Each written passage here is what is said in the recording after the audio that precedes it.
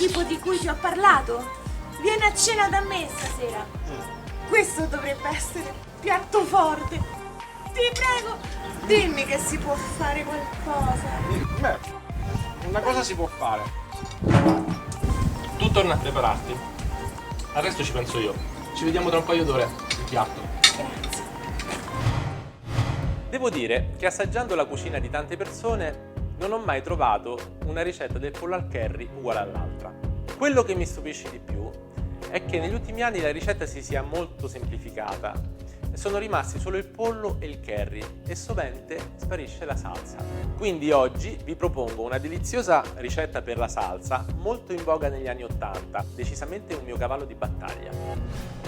Ingredienti per la salsa al curry: 50 g di burro, mezza cipolla, 30 g di curry piccante, una tazzina di brandy, 1,5 litri di brodo vegetale, una mela, una banana, 2 fette di ananas, mezzo litro di panna fresca.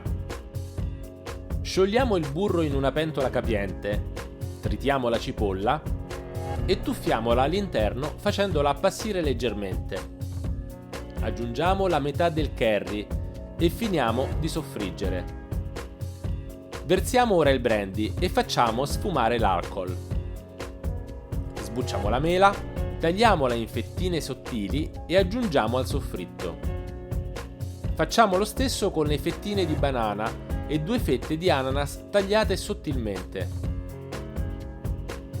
Dopo un minuto aggiungiamo il brodo vegetale che ci siamo preparati precedentemente con sedano, carota, cipolla e pomodoro.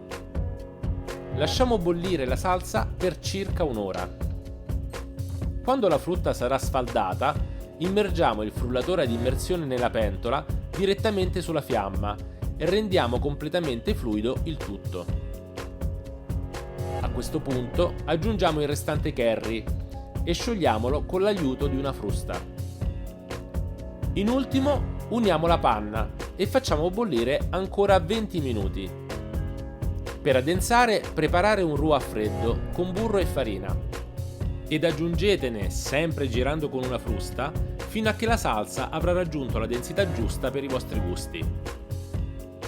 La salsa al curry a questo punto è pronta.